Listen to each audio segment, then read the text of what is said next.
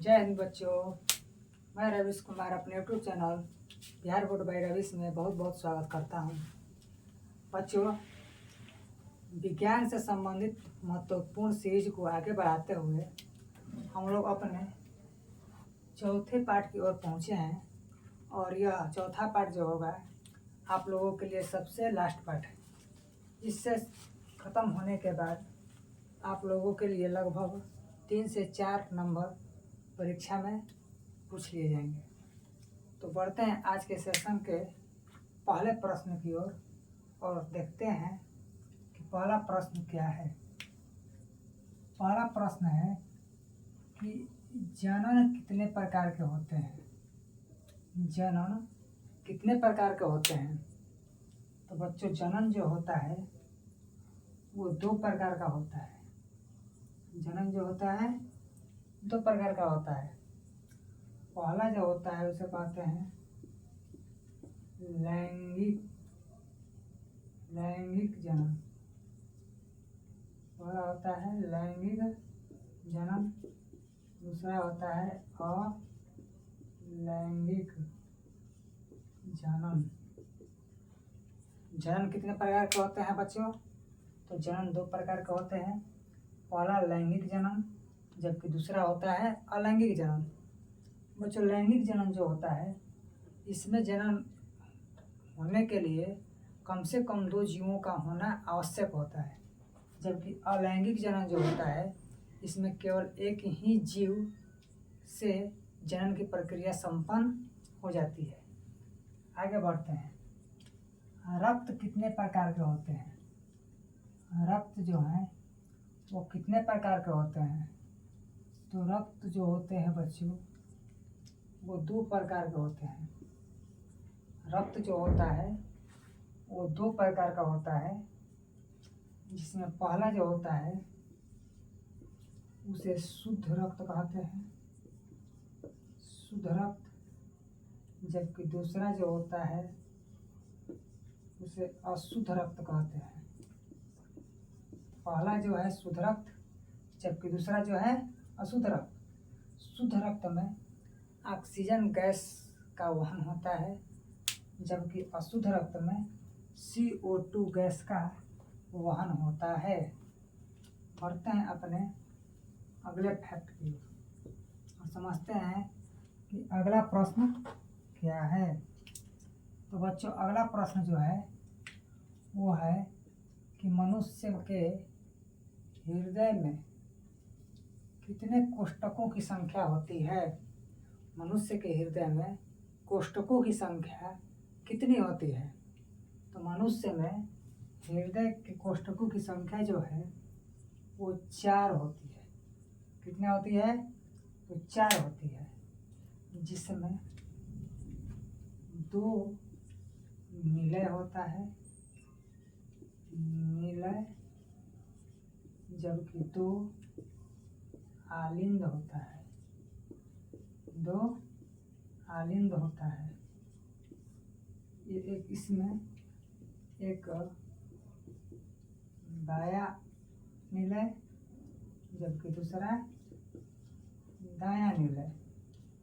आलिंद में भी 2 होता है, एक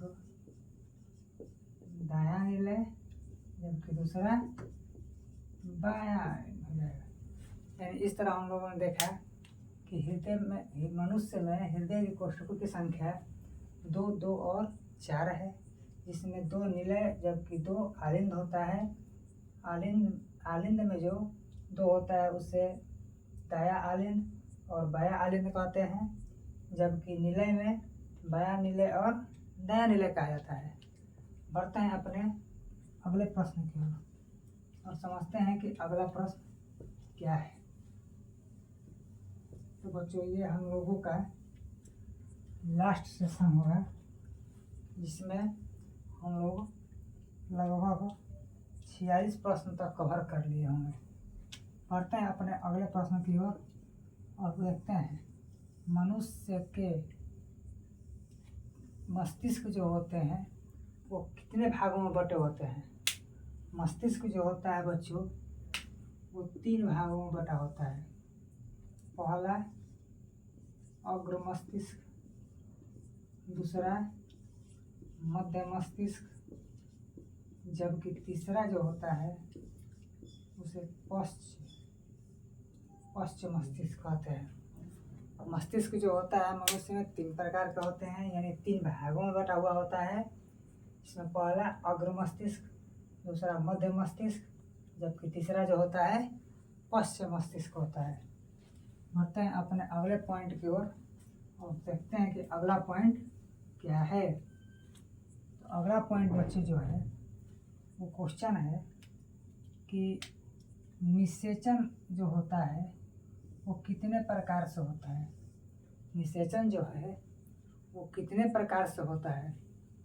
तो बच्चों निषेचन जो है 2 प्रकार से होता है, जिसमें पहला होता है अंतःशोषण,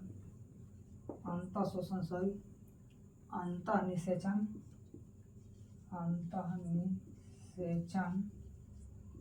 जबकि दूसरा होता है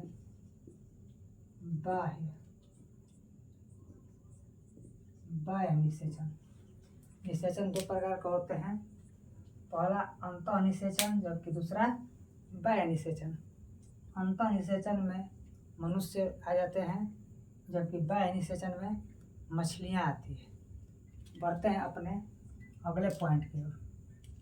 दिया है अगला पॉइंट कि लिंग कितने प्रकार के होते हैं।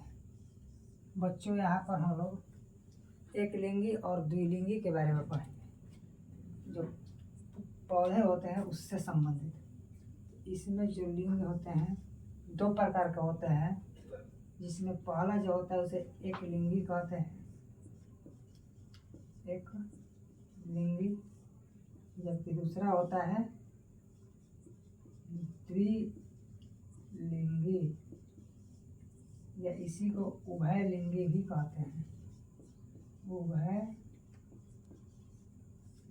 भी कहते हैं। तो लिंग किस तरह से हम लोग देखा कि 2 प्रकार का होता है, पहला एक लिंगी जबकि दूसरा उभयलिंगी या द्विलिंगी। एक लिंगी वह होता है वैसे जीव जिसमें केवल एक ही लिंग उपस्थित हो, या तो नर हो या तो मादा हो। दूसरा हुआ द्विलिंगी, यानी कि इस प्रकार के वैसे जीव होते हैं जिनके एक ही जीव एक ही हो, लेकिन उसमें नर और मादा दोनों पाया जाता हो, एक ही जीवों में दोनों पाए जाते हो। बढ़ते हैं अपने अगले प्रश्न की ओर और समझते हैं कि अगला प्रश्न क्या है।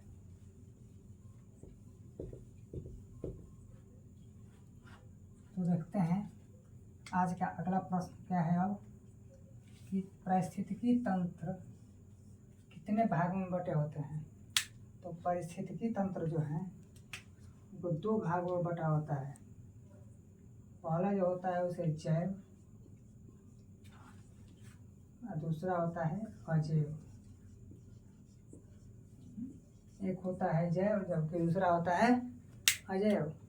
जैव के अंतर्गत बच्चों सजीव आते हैं, जीव जंतु या वनस्पति, जबकि अजैव में निर्जीव आते हैं।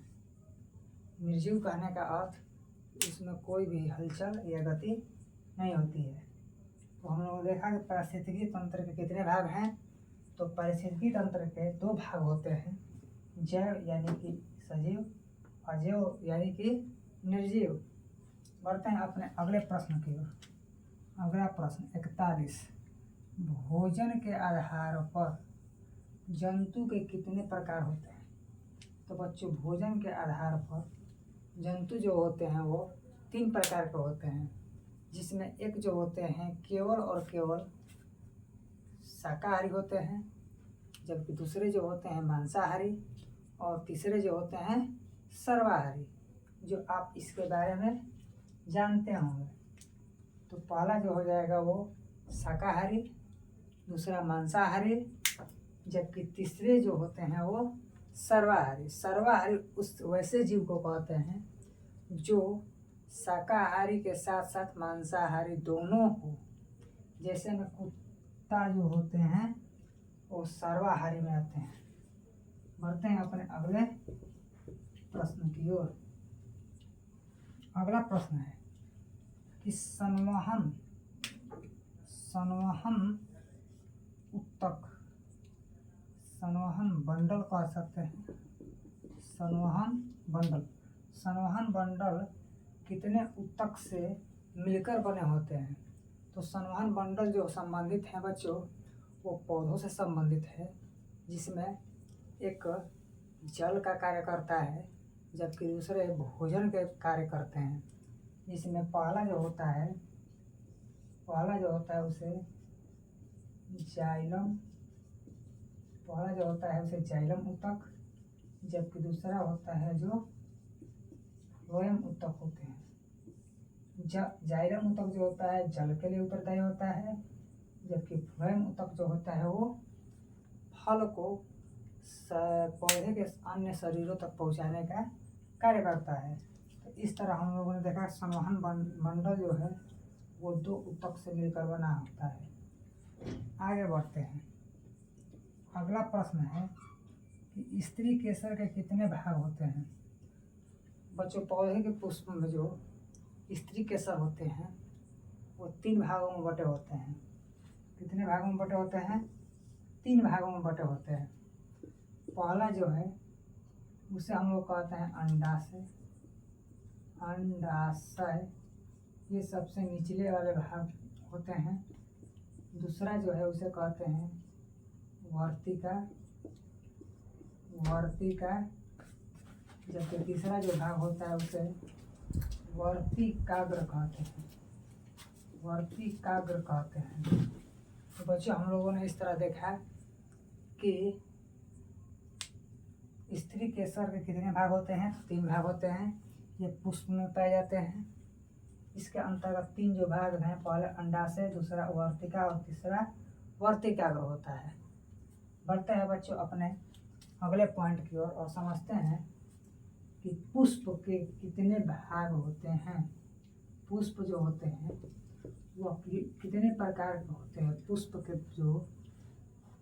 एक पुष्प है जिसको हम कितने भागों में बांटते हैं? तो इसे हम लोग बच्चों 4 भागों में बांटते हैं। 4 भागों में जो पहला है उसे दलपुंज, पहला जो है दलपुंज, दूसरा है जो बाह्य दलपुंज,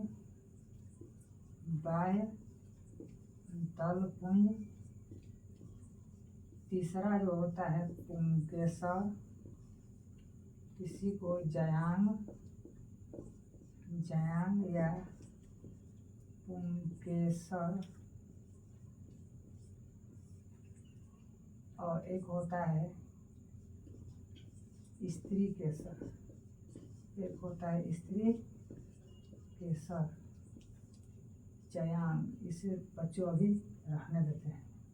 तो हम लोगों ने इस तरह देखा कि पुष्प के जो भाग होते हैं वो 4 होते हैं, दलपुंज, बाह्य दलपुंज, पुंकेसर और स्त्री केसर।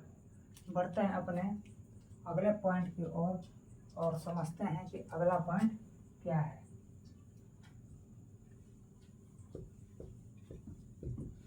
तो बच्चों आज हमारा ये टॉपिक का लास्ट स्टेज चल रहा है, जिसमें हम लोग अभी 2 प्रश्न को करने वाले हैं, जिसमें लास्ट सेकंड जो है कि उपभोक्ता कितने प्रकार के होते हैं।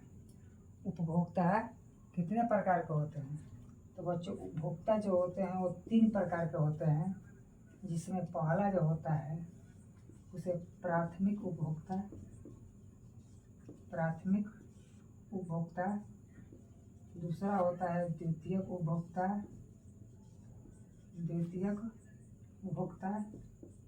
जबकि तीसरा होता है तृतीयक उपभोक्ता। तो बच्चों हम लोगों ने इस तरह देखा कि उपभोक्ता जो होते हैं वो 3 प्रकार के होते हैं। पहला प्राथमिक उपभोक्ता, दूसरा द्वितीयक उपभोक्ता, तीसरा तृतीयक उपभोक्ता। ये शाकाहारी होते हैं प्राथमिक उपभोक्ता। बढ़ते हैं अपने अगले प्रश्न की ओर और आज का हमारा ये लास्ट प्रश्न। तो बच्चों इस तरह हमने पूरे भारतीय साइंस से संबंधित महत्वपूर्ण प्रश्न को हम लोग समझ लिए हैं, जिसमें लास्ट जो प्रश्न है कि पोषी स्तर कितने प्रकार के होते हैं। पोषी स्तर कितने प्रकार के होते हैं, तो बच्चों बताना कि पोषी स्तर 4 प्रकार के होते हैं। पोषी स्तर कितने प्रकार के होते हैं, तो पोषी स्तर 4 प्रकार के होते हैं। तो बच्चों हम लोगों ने इस तरह अपने विज्ञान से संबंधित महत्वपूर्ण तथ्य जिसे प्रकार या भाग में बांटा गया था, उसे हम लोगों ने बड़े ही आसानी से और आसान भाषा में समझाने का प्रयास किया। बच्चों इसके बाद हम लोग को क्या पढ़ाना चाहिए, इसके बारे में आप लोग कमेंट के माध्यम से बताइएगा और इस वीडियो को ज़्यादा से ज़्यादा शेयर कीजिएगा। मिलते हैं अगले वीडियो में। जय हिंद।